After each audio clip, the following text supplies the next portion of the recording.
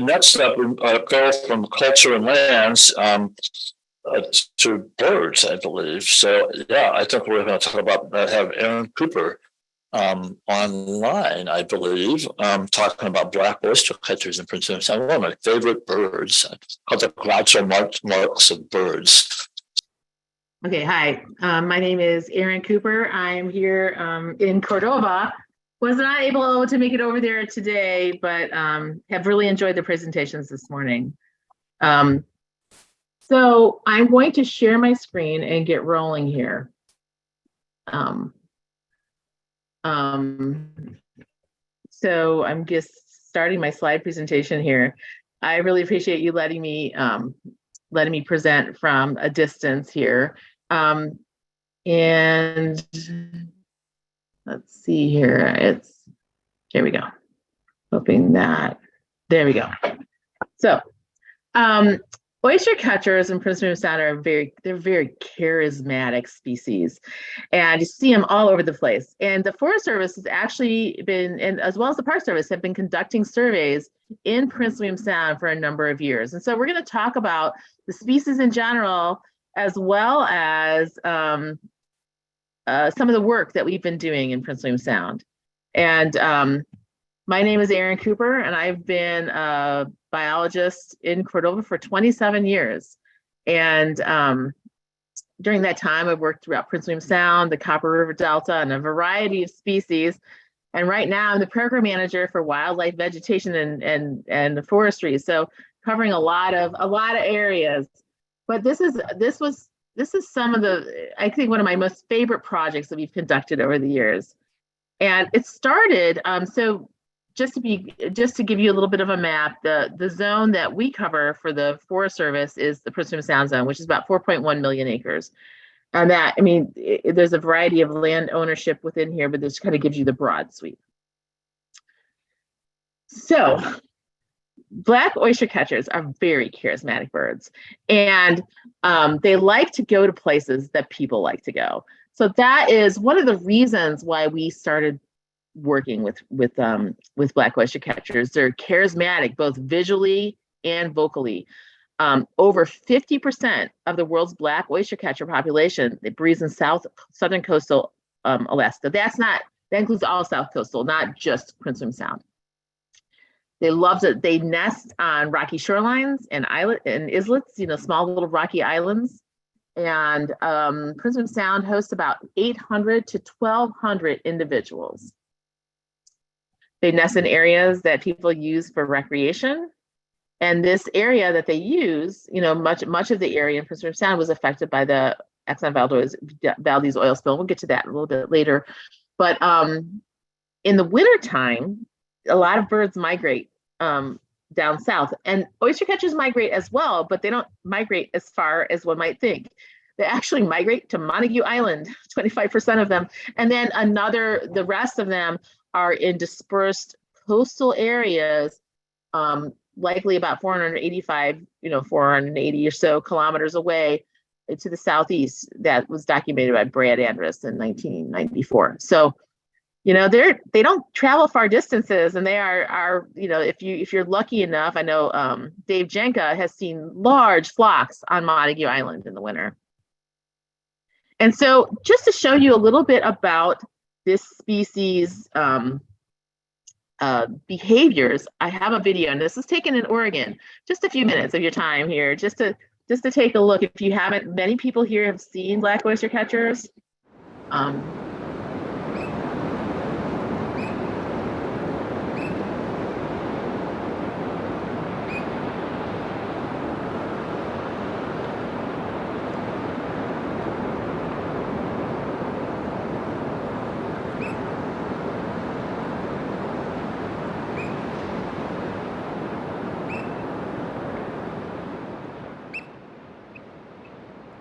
But you see, the black oystercatchers like to, they're very showy, and they put out alert behaviors. And so when you're on the shore and you see some of those behaviors, a bird chirping at you and walking back and forth, it's probably got a nest nearby or possibly young. And so while this bird just sat on an actual nest, this is behavior they use to draw you away from their nest as well. They do this fake nesting behavior. And so,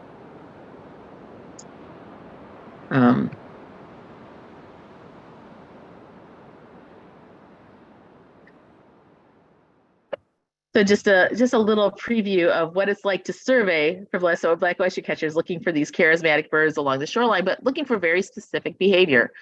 And so all of the shorelines in Prince William Sound were covered in a previous survey from 1999 to 2009 by either boat or on foot. And the nests were entered into a database, and the Forest Service developed a monitoring protocol based on this 10-year data set. And here are the results. So you can see some areas are more favored than others by black oystercatchers, not an equal distribution throughout Prince William Sound. And so, wow, Montague Island is pretty popular, as well as Green Island, Harriman Fjord, the Dutch group, a lot of the places, a lot of places around Cordova on the shorelines in Simpson and Sheep Bay. So there's a lot of area that isn't as heavily used by oystercatchers, and there's some other areas that they just gravitate towards. And so this is important to note when you're out and about and potentially thinking about either developing, there's folks who are maybe developing a project or going hiking or camping, but thinking about oystercatcher disturbance and human recreation and activities. And there's ways we can mitigate for that. So we'll talk based on that a little later. But this monitoring protocol that was developed for the Forest Service we couldn't do that again. It took 10 years to cover the entire Prince William Sound. And what we wanted to do was focus on those areas that had high densities. And so these transects, all of these lines, so the blue is Eastern Prince William Sound, and the orange is Western Prince William Sound, but each of these lines is 20 kilometers long, and they are meant to be surveyed by boat, by small skiff, just offshore looking. And then if you find oystercatchers, you go in and you take a look. So to confirm that they're actually nesting birds. And so they're also based on some of these areas were surveyed every other year, and some were only surveyed once within a 5-year period. So and so with this monitoring protocol, we started in 2012, and the data we ran the project for 8 years. There was 1 year we skipped due to some technical issues, but when we were doing the surveys, we did them all by boat, and we stopped at any potential site where we saw birds behaving in a way that looked like they were pairs. And so we searched for nests, and we documented not only the nest site, but also the nesting characteristics. And not every day was a beautiful sunny day. So we had some rainy days and some nice days, but running shorelines and then moving between sites and getting out and documenting nests was a real treat and a great project. And so what did we see with all these birds that were out there? So we saw a lot of pairs, but we also saw a lot of non-breeding pairs as well. So in the data that you're going to see, it's not only nesting pairs, but also those birds that we observed but weren't nesting. And this is pretty characteristic. Pretty characteristic of what you would see for black oystercatchers out in the field. So out in the Sound, in a rocky, kind of out jutting, piece of rocky territory jutting out into the ocean, as well as shorelines. So we covered every little bit of shoreline within our transect. And then we would get out and record oystercatcher nests when we found them, and all the site variables that I mentioned before was slope or the type of rock or substrate, distance from shore. And this is kind of a subset of what we found with oystercatcher nests. So there are some areas that might have a little vegetation, but they're pretty much scrapes within this rocky, cobbly substrate, and they blend in pretty well. So it's also kind of a note to folks who are hiking shorelines, especially this time of year, be very, if you see some oyster catchers, be very careful of where you're walking. And this video is, sometimes we're lucky enough to come upon just hatching egg. So you can see that there's a lot of movement on that. The birds pecking at the shell and getting out. So kind of a unique opportunity. But what did we see? So during these years, and this is every year divided, of course, 2020 had the highest number of observations. And some years had pretty low observations, just depending on the type of transects that we visited that year. Or perhaps it was also a low productivity year. But as we went across documenting these nest sites, and then the information from those nest sites. So how many adults, how many active nests, what were the total amount of eggs and the total chicks? And so these data were then used to, here's another, just kind of the summary of the cumulative data. This is everything pooled together. And so this was previously done from the 1999 to 2009 data, taking a look at some of the most, some areas on the western side where you have most of your a lot of recreation density.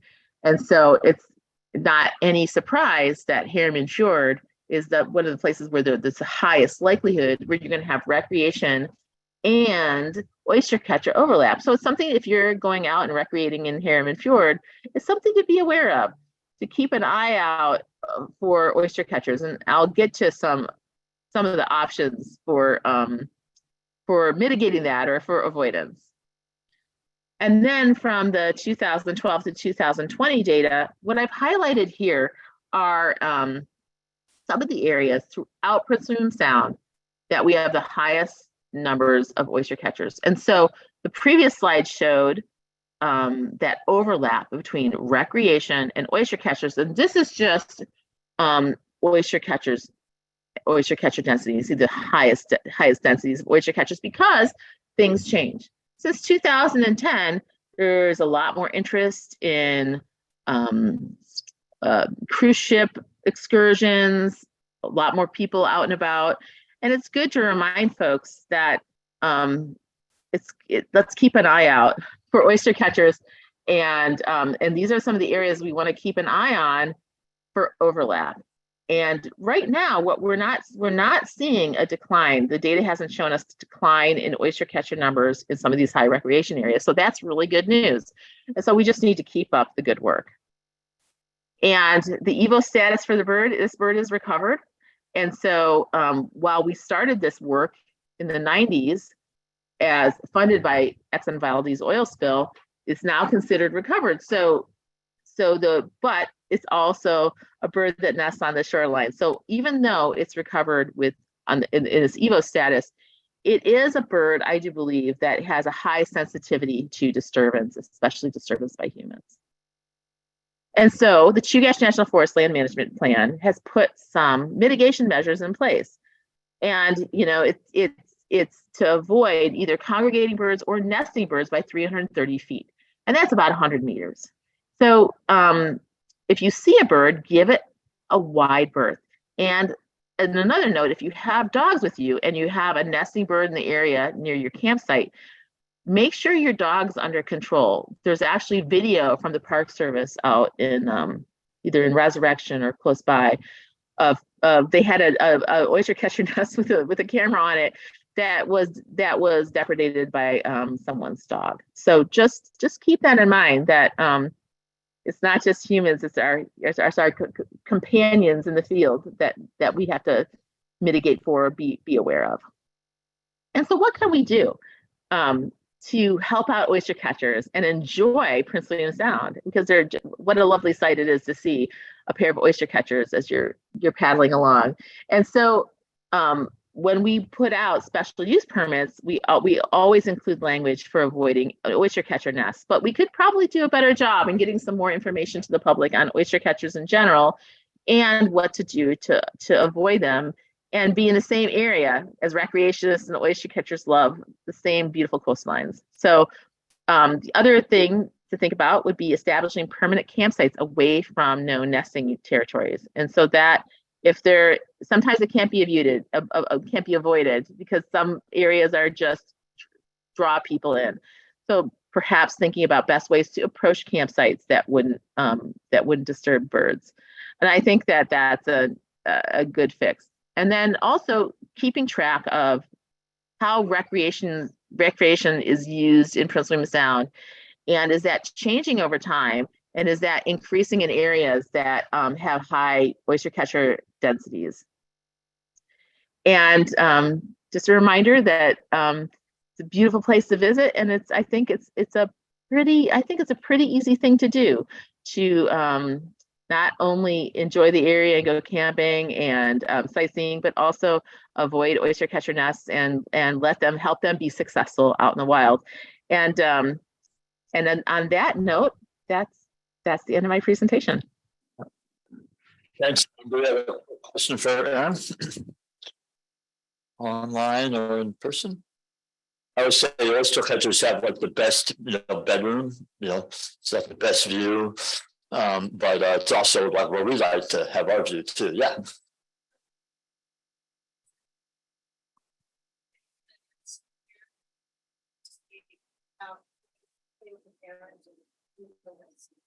Yeah. So the question, Erin, is do the chicks stay in the nest area, or do they disperse once they're out of the egg? Right. Well, so they stay pretty close to the nest area with their young, and so they may move a little bit, but they're waiting for those young to fledge to be able to fly, to move around. So they may move a bit, but usually the nest area is pretty close to where the birds are raising their young. Great, thanks. Well, thanks, Erin. That's very interesting, and I appreciate your time. Thank you.